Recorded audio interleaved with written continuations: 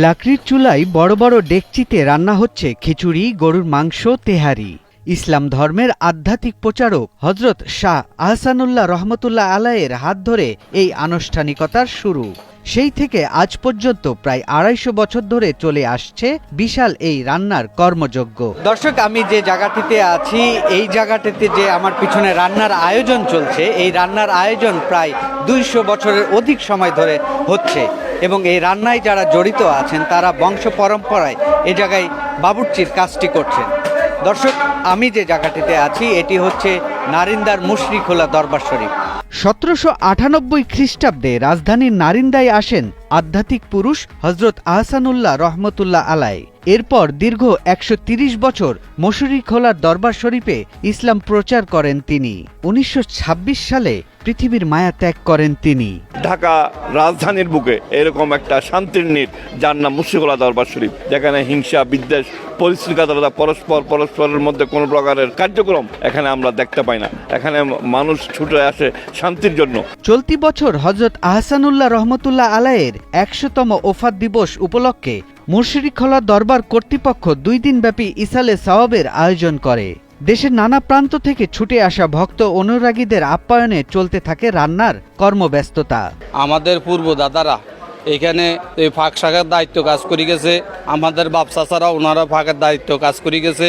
এখন বর্তমানে আমি আজ যত ৮-১০ বছরে এই ফাঁকের এখানে দায়িত্ব নিছি। আমাদের প্রায় ৩০০ বাতিলের মতো পাক হয়। এছাড়া সারা বছর আমরা যদি সমষ্টিগতভাবে হিসাব করি তাহলে আমাদের বছরের যতগুলো অনুষ্ঠান হয় এতে প্রায় কয়েক লক্ষ মানুষ এদিক থেকে তবারক গ্রহণ করে।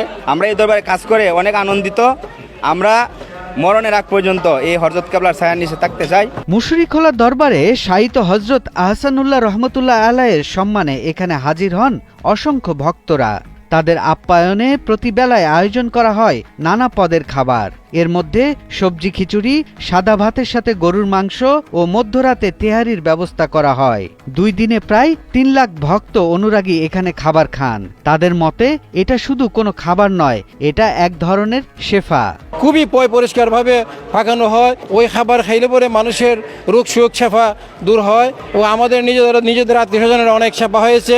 মায়ের রান্নাটাকে বা মায়ের হাতের খাবারটাকে যেভাবে খেতে সে আলাদা অন্য একটি অনুভূতি সে পায়, তেমনিভাবে এই দরবারে খাবারগুলো সাথেও তারা যেন একটা প্রেম, ভালোবাসা, একটা ভক্তি, একটা শ্রদ্ধা এবং অন্যরকম একটি অনুভূতি জায়গা থেকে তারা এটি গ্রহণ করেন।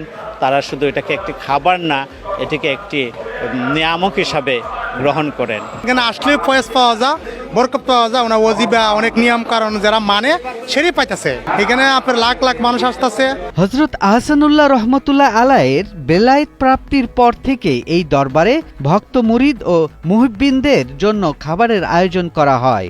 বর্তমানে গদ্দিনশীন পীর সাহেব হাফেজ মাওলানা মুফতি শাহ সাইফুজ্জামানের নেতৃত্বে এই দরবারে খাবারের সিলসিলা এখনো চলমান। হযরত কেবলা রহমাতুল্লাহ আলাইহি বলেছেন, আমার ভক্তবিন্দুকে যারা মেহমানদারি করবেন তারা স্বর্ণের পাত্রে খেয়ে যাবেন। এটা হযরত কেবলা রহমাতুল্লাহর নসিহত ছিল, যেন ওনার ভক্তবিন্দুরা কোনো প্রকার খাবার দাবারে কষ্ট না করে। এর ধারাবাহিকতা হযরত কেবলা রহমাতুল্লাহ নাতি আমাদের মুর্শিদ কেবলা, উনি এই সিস্টেমগুলো ওনার আব্বা হুজুরের আমলেও চলছে, ওনার আমলেও চলছে এবং বর্তমান হুজুর কেবলার আমলেও এটা চলতেছে। যে হযরত কেবলা রহমতুল্লাহ আলাইহি যে বসতি স্থাপন করছেন, আমাদের পাশে একটি হিন্দুদের মন্দির রয়েছে, এই পাশে আর একটি হিন্দুদের মন্দির রয়েছে। তার এই ২০০ বছরে একটা সুশৃঙ্খল সুন্দর একটা পরিবেশে ওনারা এখানে ইসলামের খেদমত করছেন। বছরে এরকম ২৬টি আয়োজন হয় মুশরিখোলা দরবার শরীফে, যেখানে ধর্মীয় ও আধ্যাত্মিক পরিবেশে ভক্তবৃন্দ আত্মশুদ্ধি ও আখিরাতের কল্যাণে মগ্ন থাকেন।